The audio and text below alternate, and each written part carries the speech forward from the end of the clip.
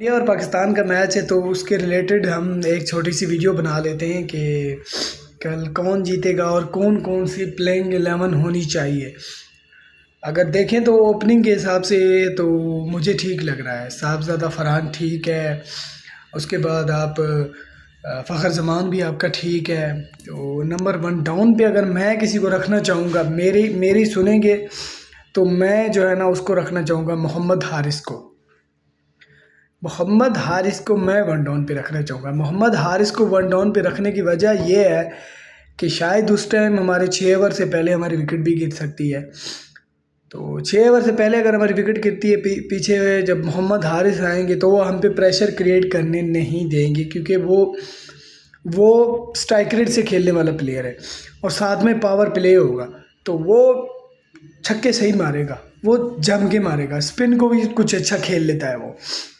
और उसके बाद तो ज़ाहिर सी बात है, बस अगर आपके पास साइम अयूब वो अब ऑलराउंडर है, आपके पास वो बैट्समैन नहीं रहा, तो मैं उसके बाद अगर उतारना चाहूँगा तो मैं उतार दूँगा साइम को। उसके बाद मैं उतारूँगा सलमान अली आगा को। तो उसके बाद मैं उतारूँगा बस जो हमारे पास प्लेयर्स हैं बाकी। फिर उसके बाद आप ये 3-4 प्लेयर हो गए।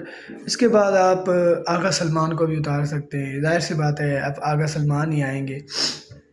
हाँ, आगा सलमान तो है उसके बाद साइम के बाद। उसके बाद आप मेरे ख्याल से अगर मोहम्मद नवाज़ को उतारें, वो बहुत अच्छी हिटिंग कर लेता है। चाहे आप फ़हीम अशरफ को उतारें, वही हिटिंग कर लेता है।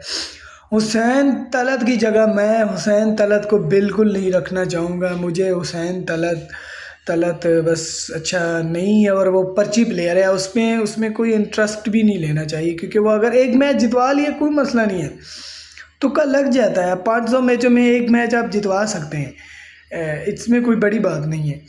तो मैं उस जगह पे रखूँगा अगर मुझसे पूछा जाए एज ए एक्सपीरियंस, और मैं रखूँगा वहाँ पे एज ए हमारे बॉलर हसन अली को।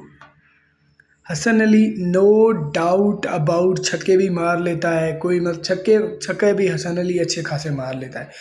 और उसके बाद आपके पास एज ए एक्सपीरियंस प्लेयर जो स्लो बॉल डाले और उसके बाद स्लोअर बॉल मारे, स्पीड भी मारे, थोड़ा एक्सपीरियंस प्लेयर, तो मैं उसको रखूँगा। उसके बाद एब्सोल्युटली हमारे पास यान शाह अफरीदी है, उसको ही रखेंगे। उसके बाद हम अबरार को नहीं रखेंगे, अबरार को नहीं रखना चाहेंगे हम। अबरार की बॉलिंग सही नहीं है, अबरार बहुत फ्लैट करवा रहा है, बहुत ऊपर से आप देखें ना, वो बॉलिंग करवाता है तो बॉल को ना बहुत ऊपर फ्लैट करवा रहा है, ऊपर से उनकी गेंद नीचे आ रही है, तो ज़्यादा इतनी टर्न भी नहीं हो रही है अबरार की बॉलिंग। बांग्लादेशियों ने भी बहुत मारा उसने श्रीलंका वालों ने भी बहुत मारा उसे। तो मैं सुफियान मुकीम को रखूँगा।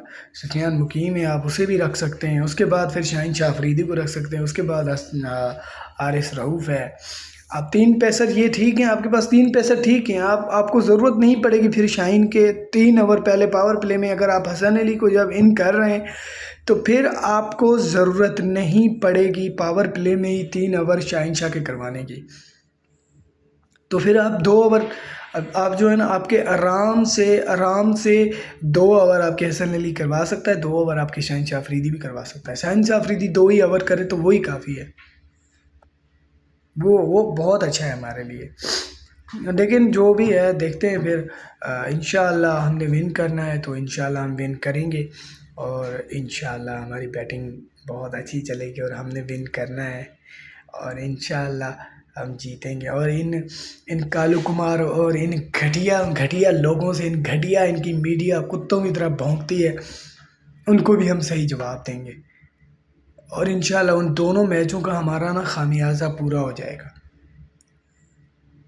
इनको इस तरह से हराना है। बुमराह को अटैक करो, बुमराह को पहली बॉल पे साहबज़ादा फरहान हो चाहे फ़खर हो, उसको अटैक करो, आप छक्के मारो, और फिर इनकी बॉलिंग लाइनअप ख़त्म है बस समझ लो। बुमराह अगर पिट गए हैं तो इनकी बॉलिंग पिट जाएगी। अब अगर आप टॉस जीते हैं तो पहले बॉलिंग करें, मेरा मशवरा ये होगा बॉलिंग करें, लेकिन देखा जाएगा फिर जो हुआ, लेट्स सी।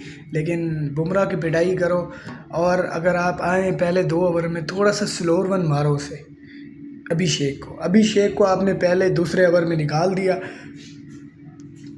पूरी इंडिया प्रेशर में। हार्दिक पांड्या की कोई अपडेट नहीं है। तिलक वर्मा भी, वो भी इंजरी का शिकार है, उसकी भी कोई फ़र्क नहीं है। तिलक वर्मा का कोई फ़र्क नहीं पड़ता, लेकिन हार्दिक पांड्या अगर अनफिट है, इंजरी में है, तो पाकिस्तान के पास बहुत बहुत बड़ी अपॉर्चुनिटी है। Hardik Pandya as a bat, as a ball, आप उसे न्यू बॉल दें, वो आपको स्विंग, आपको विकेट निकाल के देगा।